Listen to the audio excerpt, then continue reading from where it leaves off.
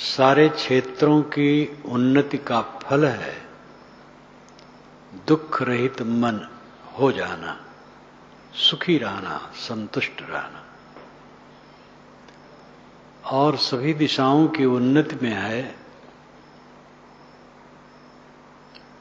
मूल तत्व दृढ़ आस्थावान होना। दृढ़ आस्था के बिना किसी दिशा में उन्नति नहीं होती और कुछ उन्नति भी होती है तो आध्यात्मिक शांति नहीं मिलती। पति पत्नी है, अगर आपस में दृढ़ निष्ठा नहीं है तो उनकी गृहस्थी सुखद नहीं होगी। दृढ़ निष्ठा का अर्थ काम भोग नहीं है। गृहस्थ के लिए तो एक दो संतान पैदा करने के लिए उसका उपयोग माना जा सकता है। ज्यादा कोई मोही है, ज्यादा लिपटा है, वो आस्था नहीं, वो तो वासना है। आस्था का मतलब है पत्नी के प्रति पति का और पति के प्रति पत्नी का समर्पण भाव, दोनों के सहयोगी हो, दोनों की त्रुटियां न देखते रहें। अगर दोनों की त्रुटियां देखते रहेंगे तो कभी भी समर्पित नहीं हो सकते।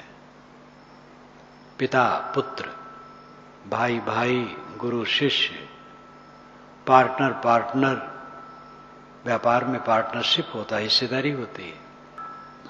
अगर एक दूसरे का दोष देखते रहते हैं तो अस्थायी निष्ठा नहीं होगी। अस्थायी निष्ठा न होने से फिर उन्नति नहीं होगी। उन्नति नहीं होगी तब क्या होगा? ऐसे गृहस्थों का भी परिवार मैंने देखा है, चुटपुट तो हो जाता है। कभी सास ने कुछ कह दिया, कभी बहू ने कुछ कह दिया। जो बहुत तेज तर्रार है वो कट भी कह देता है, लेकिन एक दूसरे की बुराई नहीं करते हैं। ऐसे परिवार में देखा कि बातें कुछ हो जाती हैं लेकिन वो पेश करते हैं अच्छे ढंग से। हमारे घर में कोई आपस में तकरार नहीं, सब बड़े सहयोगी हैं। ये सुसंस्कार मैंने देखा।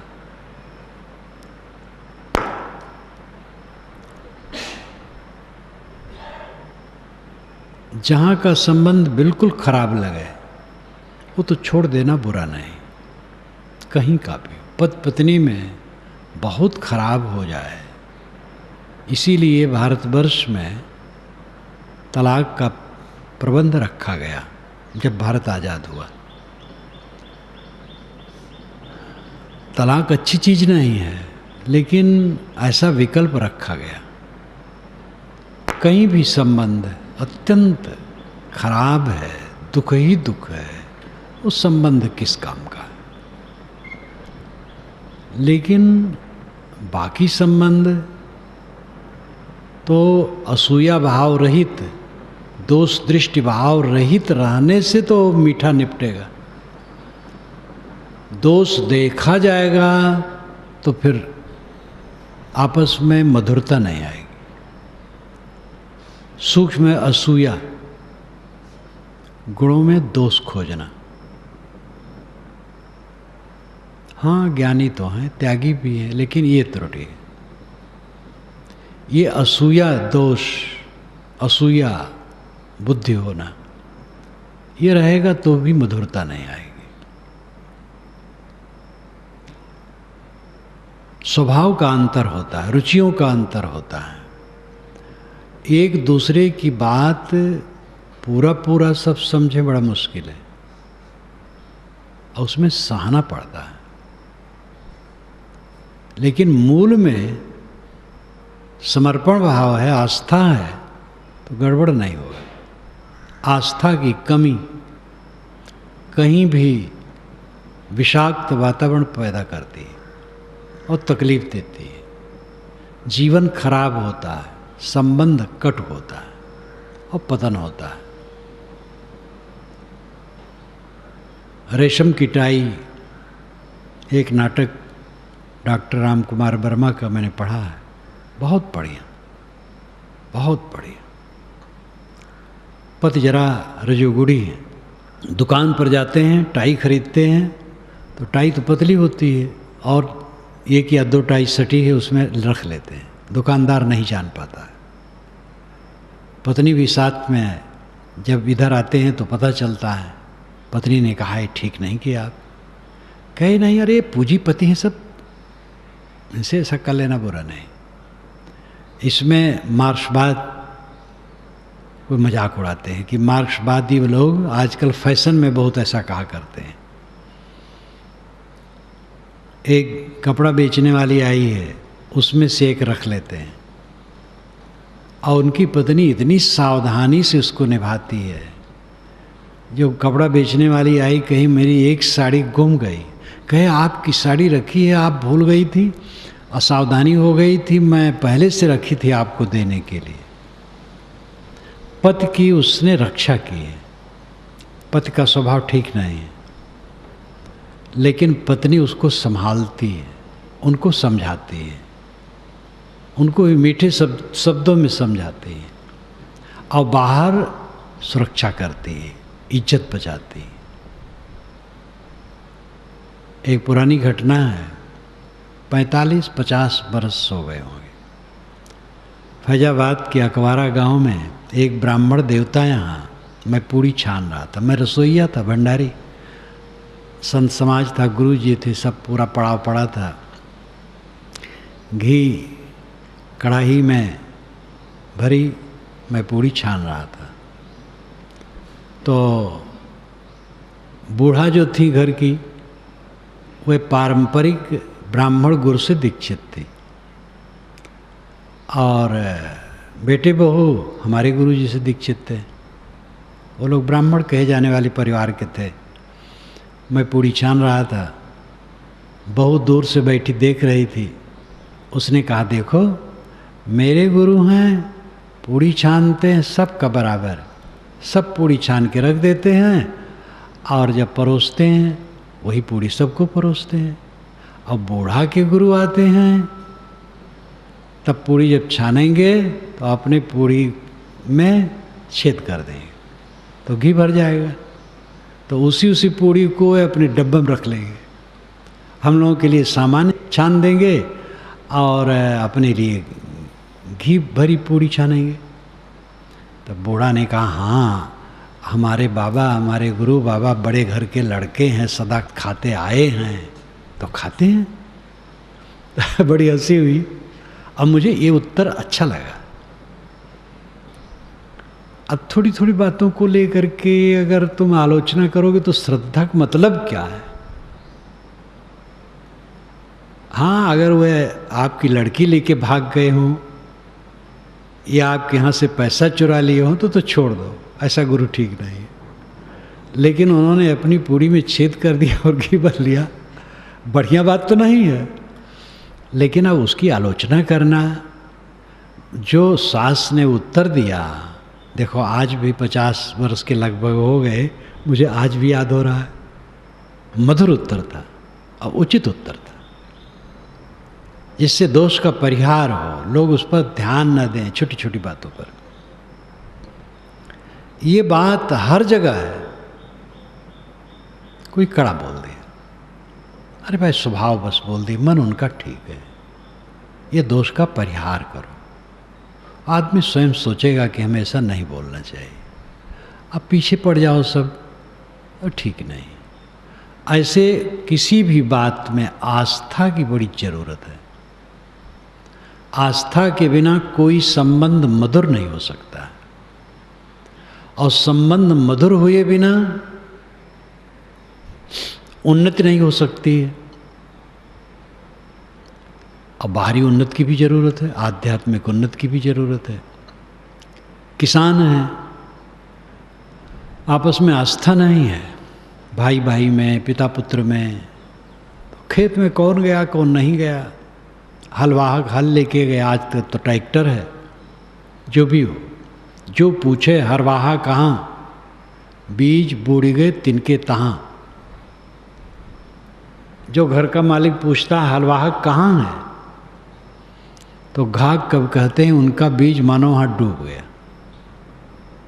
स्वयं हलवाहक के साथ जाए, स्वयं भी हलवाहन करे। प्रेम ही आपस में नहीं है, संगठन ही नहीं है, तो काम कैसे होगा। इसलिए अवस्था के बिना यह संभव नहीं है। दोष देखने की प्रवृत्ति विष है, और ये विष परिवार काया को, समाज काया को, राष्ट्र काया को, संस्था काया को, कंपनी काया को, किसी काया को नष्ट कर दे।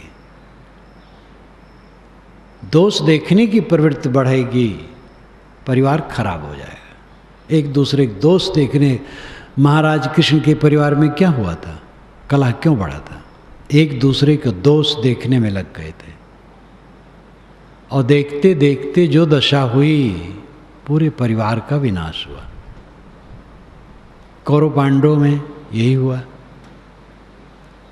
जहाँ कहीं भी परिवार हो, समाज हो, संस्था हो, पार्टी हो, कंपनी हो, दो व्यक्तियों का संबंध हो, आस्था घटी और नैतिकता घटी, विशृंखलता आई और पतन हुआ। अत्यंत धैर्यशीलम, तथागत बुद्ध ने कहा है, व्यक्तित्व उसका सही होता है जो अत्यंत धैर्यवान और निष्ठावान होते हैं। ऊंच नीच स्थितियों में जो विचलित नहीं होता है, विचलन जिसमें कभी भी नहीं होती, दृढ़ धरातल पर स्थिर, एक रस व्यवहार। अस्थायित्व की बड़ी जरूरत है। मैं सन 1957 में काशी गया प्रकाशन शुरुआत करने, और सन 1975 से वहाँ से विदा ली। प्रेस मालिक मर गए थे। उसके बीच में दूसरे प्रेस में मैं कभी कदम नहीं रखा। एक प्रेस में जुड़ा, वहीं से काम करवाया। अड़चन भी पड़ता तो भी बैठा रहता था, धीरज रखता था। और इतनी उनकी आस्था हो गई प्रेस मालिक की हमारे व्यवहार से, कि जब जहाँ जो कहता था पुस्तक भेज दो, तुरंत भेज देते। स्वयं प्रयाग कुंभ मेले में आ गए, छाछठ में, ठंडी में, कड़ी ठंडी में, इतने सुकुमार हुए थे, लेकिन पचलहरा के समय आ गए। हम कहे आप क्यों आए, कहीं इसमें क्या कठिनता है? इतने समर्पित जैसे हो गए कि क्या कहा जाए। कितने घरों में नौकर पीढ़ी दर पीढ़ी रहते हैं, पिता रहा, पुत्र रहा, नाती है। अस्थायित्व व्यक्तित्व की पहचान है। क्षणे रुष्टे, क्षणे तुष्टे, रुष्टे तुष्टे, क्षणे क्षणे। क्या व्यक्तित्व होगा? कट जाएगा व्यक्तित्व उसका, कमजोर हो जाएगा, कोई काम नहीं कर पाएगा। किसी भी क्षेत्र में हो, वो स्वस्थ सफल नहीं हो सकता है। पार्टियों में है, टिकट नहीं मिला, अपनी पार्टी छोड़ दे, दूसरी पार्टी में शामिल हो गए। दूसरी पार्टी वाला भाई तुरंत कैसे टिकट दे दे, वही मारा मारी है टिकट के लिए, लेकिन वो फुसलाता है, कोई बात नहीं, अब की बार हम आ जाने वाले, अब आपको ऐसा पद दे देंगे कि जो मंत्री की तरह। भूल गए, अब आए ही नहीं, क्या दूसरे को दे देंगे? अब आ भी गए तो भी सहज थोड़े, किसी को मंत्री जैसा पद दे देना, अपनी पार्टी वाले नोच डालेंगे, हमें चाहिए। तो बड़ा जटिल है संसार। महात्मा गांधी कहते थे तुम्हें ये पद देना है। नहीं बापूजी, हमें पद नहीं चाहिए। सेवा जहाँ कहिए सेवा करूं, पद नहीं चाहिए। आजकल तो कांग्रेस में आपाधापी कि हमें पद चाहिए, हमें पद चाहिए। जबकि कांग्रेस का जो बड़ी लीडर इस समय है सोनिया, इस ढंग से है कि पद की परवाह नहीं करती है।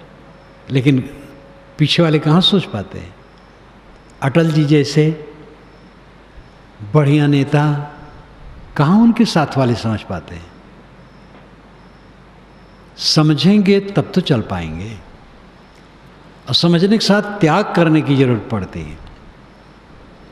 कोई क्षेत्र हो, एक क्षेत्र की बात मैं नहीं कहता हूँ, मनुष्य जहाँ है वहाँ हर जगह इसकी आवश्यकता है। दृढ़ आस्था और अत्यंत धैर्यवान होकर के रहना,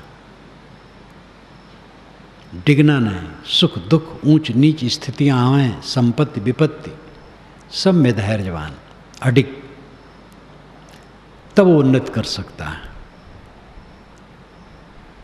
सारी उन्नतियों की उन्नति है आत्म शांति, मन की शांति। बिस्तर पर जाए सुख से सो जाए, कोई तनाव ना हो, नींद खुले, पूरी नींद आवे, नींद खुले और कोई खटक दिमाग में न आवे। दिन भर आनंद से भजन पूजन साधन सेवा परिश्रम करे, लोगों से मिले जुले हंसी खुशी से। ये जीवन का फल है।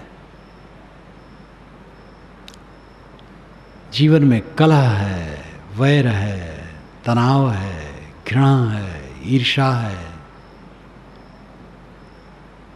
कैसे शांति उसको होगी। दृढ़ निष्ठा नहीं है, अटल आस्था नहीं है। आस्था के बिना तो सब निरर्थक हो जाने वाला है। आजकल हवा बहुत तेज चल रही है आधुनिकता की, और आधुनिकता की हवा में प्राचीनता ये सब उड़ रही।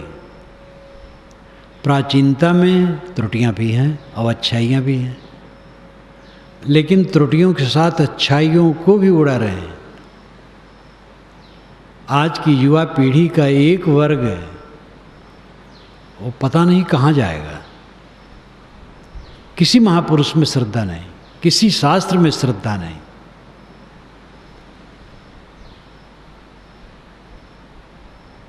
सबका केवल खंडन,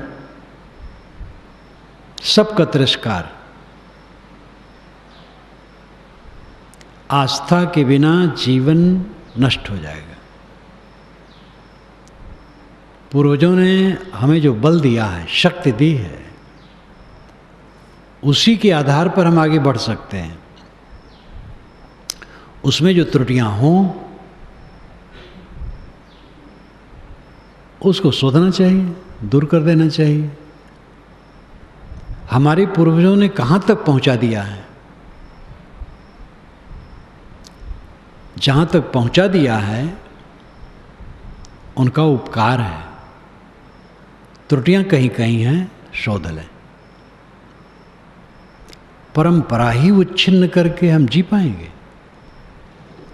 बीज को नष्ट कर दें तो अंकुर होगा। बीज खेत में पड़ेगा, अंकुर हो जाएगा तो बीज अपने आप गल जाएगा।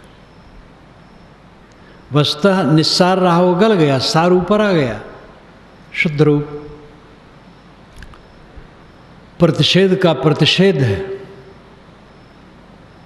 बीज का प्रतिषेध अंकुर उदय,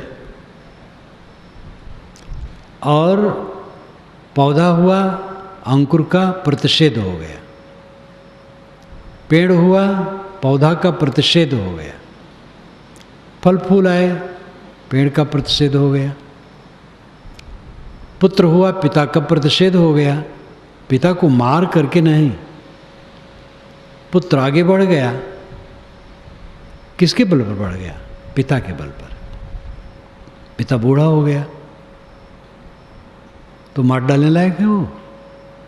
उसी के बल पर तो पुत्र बढ़ा है। ऐसे लोगों को मैंने देखा है जिन्होंने अपने पुत्रों को पेशाब करते समय अपने हाथ से उनका पेशाब इंद्रिय धोया है, सिखाया है कि लक्षणका जाओ तो पानी से धो डालो। हर बात में इतनी सेवा, इतनी सेवा। पुत्र उनसे बोलता नहीं है, आज वैर करता है। वे श्रीमान जी नहीं समझ पाते हैं कि हमारे पुत्र आगे यही सब करेंगे। आप अपने पूर्वजों पर निष्ठा और श्रद्धा नहीं रखोगे, आपके लिए फिर क्या होगा?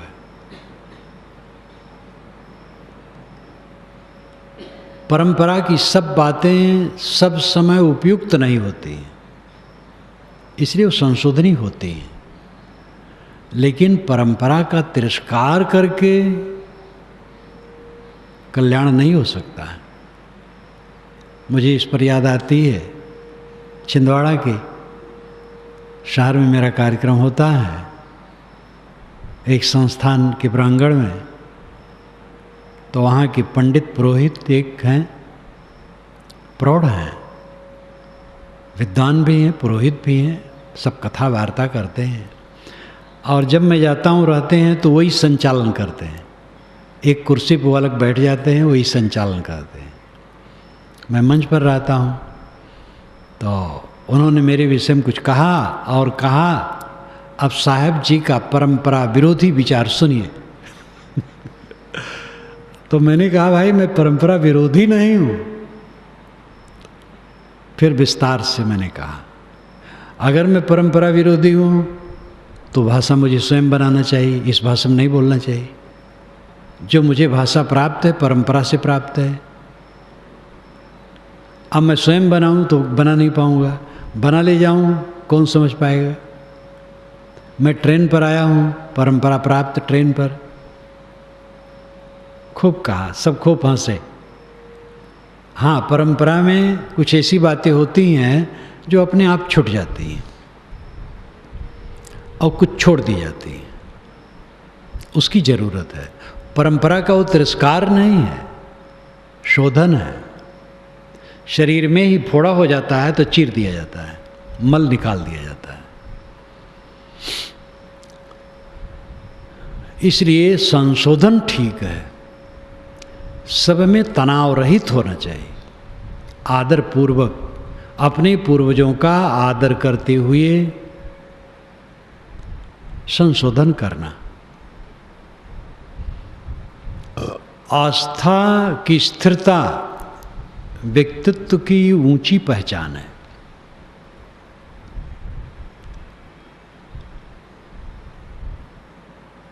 यह जिसमें होती है स्थिर आस्था, दृढ़ आस्था, वे अपने जीवन में विकास करते हैं। जो घबरा जाते हैं वो बह जाते हैं। अगर आपको अच्छा गुरु मिल गया है, 1000 तकलीफ मिले तो भी उसको छोड़ना नहीं। अच्छा मित्र मिल गया है, 1000 तकलीफ मिले तो उसको छोड़ना नहीं। अच्छा साथी मिल गया है, कितना कष्ट हो उसको छोड़ना नहीं। और सत्य को तो कभी भी नहीं छोड़ना, चाहे करोड़ों कष्ट मिले। गांव के हित के लिए अपने परिवार के हित को छोड़ देना चाहिए। नीत की बात है। यहाँ मोहल्ला समझ लो, मोहल्ला का किसी प्रकार का हित हो तो अपने हित को थोड़ा कम कर दे और यतराफ के हित के लिए मोहल्ला गांव का हित छोड़ दे। देश हित के लिए अपने क्षेत्र का हित छोड़ दे और अपने कल्याण के लिए पूरे संसार को छोड़ दे। किताब में सुनता हूँ लिखा गया, पढ़ाई में अंतिम वाली बात नहीं लिखी गई। गांव के हित के लिए परिवार का हित छोड़ दे, क्षेत्र के हित के लिए गांव का हित छोड़ दे और देश के हित के लिए क्षेत्र का हित छोड़ दे, इतने लिखा गया। क्योंकि लेखक स्थूल बुद्धि वाला है, इतने समझ पाता है, परमार्थ को समझ ही नहीं पाता है कि आत्म कल्याण के लिए सबको छोड़ दे। न सबको छोड़ोगे तब भी छूटेगा ही, वो चीज़ छोड़ दिया। लिखने वाले भी अब जैसे मानसिक स्तर होता है वैसे करते हैं। अंतिम बात पर ध्यान देने की जरूरत है। अनासक्ति चित्त में इतना बढ़ाओ, अभी शरीर छूटने का अवसर आ जाए तो भी विचलन न हो, और वैसे आएगा। आज ही शरीर छूटेगा, कोई गुमान न करें कि कल छूटेगा, आज छूटेगा। जब छूटेगा आज रहेगा। और गाफिल हैं हम तो लटके फिर भवधारा में बहे, पूर्ण अनासक्त सब समय। कौन सी वस्तु मेरी है, कौन सी वस्तु प्रिय है? सब तत्वों का जाल है, मिट्टी पानी आग हवा के कणों का जाल है चारों तरफ। स्त्री पुरुषों के शरीर मिट्टी पानी आग हवा के कणों का जोड़ है। मकान दुकान गाड़ी घोड़ा बाग फुलवारी उद्यान पर्वत बर्फ रेगिस्तान समुद्र नदी झरने चाँद सूरज सितारे सब मिट्टी पानी आग हवा के कणों का सब जोड़ है। बनता है बिखरता है, बनता है बिखरता है। कहीं रत्ती मात्र में भी मोह न लगाओ। मोह लगाओगे पीड़ा पाओगे। सेवा करो, जहाँ हो सेवा करो, मोह न लगाओ। मोह लगाओगे आज पीड़ा पाओगे, मरते समय लगेगा मेरा प्यारा छूट रहा है। अपने प्यारे को समझे ही नहीं। मेरा प्रीतम मेरा आत्मा है, मेरा अपना आपा है। उसी के लिए समाधि और अभ्यास है। समाधि क्या है, ध्यान क्या है? कुछ न सोचना। जब कुछ नहीं सोचा तो स्वयं रह गया। संकल्प शांत हुआ, मन शायर मन सालहरी, बूढ़े बहुत अचेत, कहीं कबीर ते बाची हैं जाके हृदय विवेक। मन समुद्र है, इच्छाएं तरंगे हैं, सब उसमें डूब के मर जाते हैं। जिसके हृदय में विवेक होगा वो बचेगा। यत्र नानत्य पश्यति नानत शृणोत नानद विजानात् स भूमा।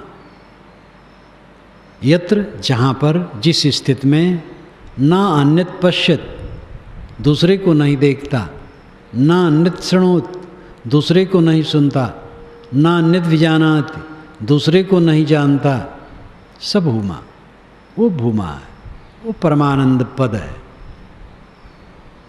कुछ न जानना, कुछ न देखना, कुछ न सुनना। गो गोचर जहाँ लग मन जाई, सो सब माया जाने हो भाई। देखी सुनी गुनी मन माही, मोह मूल परमार्थ नाही। गोस्वामी जी सगुण उपासक थे। कोई महाराज राम से मिलने आया है तो उनकी सुंदरता में उन्होंने उसको मोहा दिया। लेकिन जब वह खाटी की बात करते हैं, एकदम शुद्ध अध्यात्म की, तब कोई मुरवत नहीं करते हैं। तो कहते हैं देखी सुनी गुनी मनमाही, मोह मूल परमार्थ नाही। जो देखोगे सुनोगे सोचोगे मोह का कारण बनेगा, परमार्थ उसमें नहीं। दर्पण में अपना चेहरा देखो, अपने मित्र का चेहरा वैसे देखो। जहाँ जहाँ प्रेम है उनका चेहरा देखो। क्या वो चेहरा आपके पास है? चेहरा ही पर विचार करो, वो चाम है। और विचार से चाम को छील दो, क्या दशा होगी? कुछ अच्छा लगेगा? और 4 दिन के बाद सब सड़गुल करके पता नहीं कहाँ जाएगा। जिसमें हम आकर्षित होते हैं अत्यंत क्षणिक है।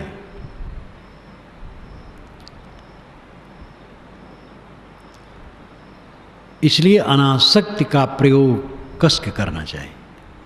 कोई प्रमाद में मत जियो, मौत निकट है, सबके निकट धीरे धीरे आ रही है।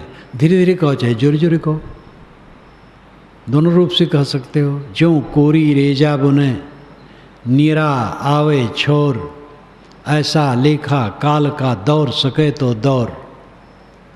साहब कहते जैसे जुलाहा, कोरी हिंदू जुलाहा को कहते थे, जुलाहा मुस्लिम जुलाहा को कहते हैं।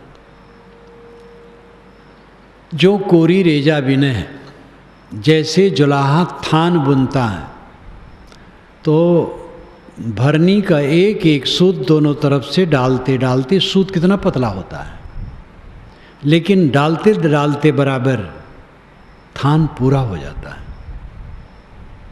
ऐसे लेखा काल का लेखा ऐसे है, क्षण क्षण क्षण बीतते बीतते एकदम तट पर पहुंच जाएंगे मौत के। इसलिए दौड़ सके तो दौड़ पाओ तो दौड़ो। दौड़ने का मतलब क्या है? निर्मोह हो जाओ, सबसे अनासक्त हो जाओ। जिस संसार को छोड़ना है पहले मन से छोड़ दो। शरीर मेरा साथ नहीं देगा, आसपास में लगे मित्र साथ नहीं देंगे, सेवक साथ नहीं देंगे, धन दौलत मठ मकान साथ नहीं देंगे, कुछ साथ नहीं जाएगा। ये परम सत्यता निरंतर सबके निकट आ रही है। इतना होने पर भी जो ये दृश्य में मोह करता है कितना असावधान है।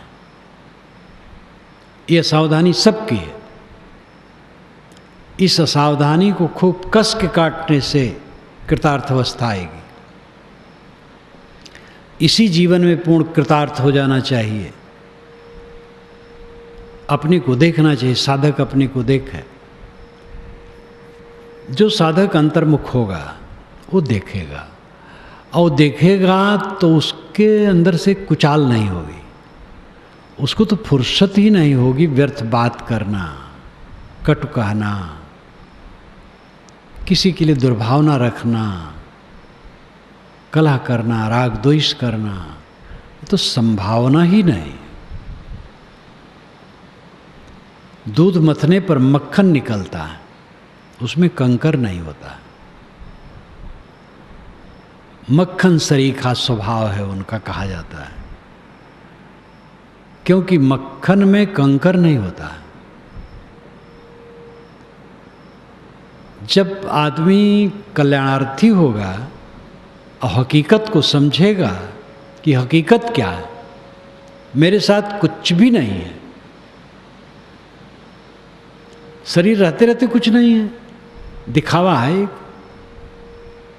जिन मनुष्यों के अभिमान में आदमी डूबा रहता है वह मनुष्य उसी की बुराई करते रहते हैं। क्या अहंकार करे वो? मैंने अभी कहा नहीं कि जिस पिता ने अपने पुत्र की शिश्नेंद्री को भी धोया था पेशाब के बाद बराबर और सिखाया था, वो पुत्र अपने पिता से बोलता नहीं। जिसका अहंकार गाठे हम बैठे हैं मनुष्यों का, वह मनुष्य हमारी आलोचना करते हैं। कौन अहंकार? इस मोह न मिटे। जिस शरीर में हम बैठे हैं उसके कण कण हरदम बदल रहे हैं, और बदहवासी किए सदैव ऐसे रहेगा।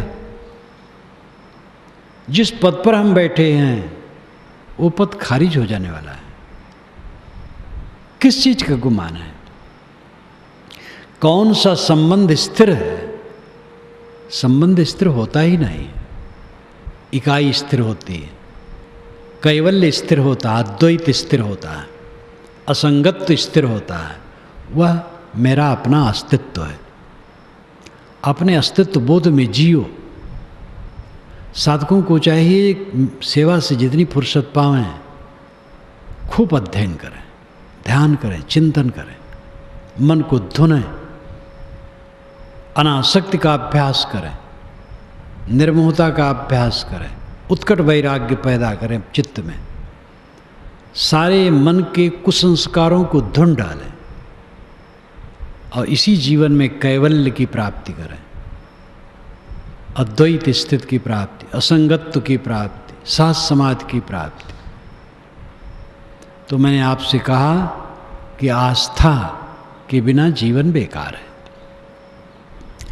बिना आस्था के परिवार, समाज, राष्ट्र, कंपनी, पार्टी कहीं भी उन्नति नहीं हो सकती। एक दूसरे के प्रति आस्था के शब्द को, कोई गलती हो तो उसका सुधार करके, सुधार के रूप में रखो। सो सुधार हरिजन इमिद लेहि, दलित दुख दोष विमल जस देहि, गोस्वामी जी ने कहा। हमारे पूर्वजों ने सब सामग्री दी है, उपयोग करना चाहिए। चाहे कबीर को उठाओ, चाहे तुलसी को उठाओ, चाहे बाइबिल कुरान को उठाओ, चाहे वेद उपनिषद और बुद्ध महावीर को उठाओ, हर जगह से मीठे मीठे निर्देश हमारे लिए मिले हैं।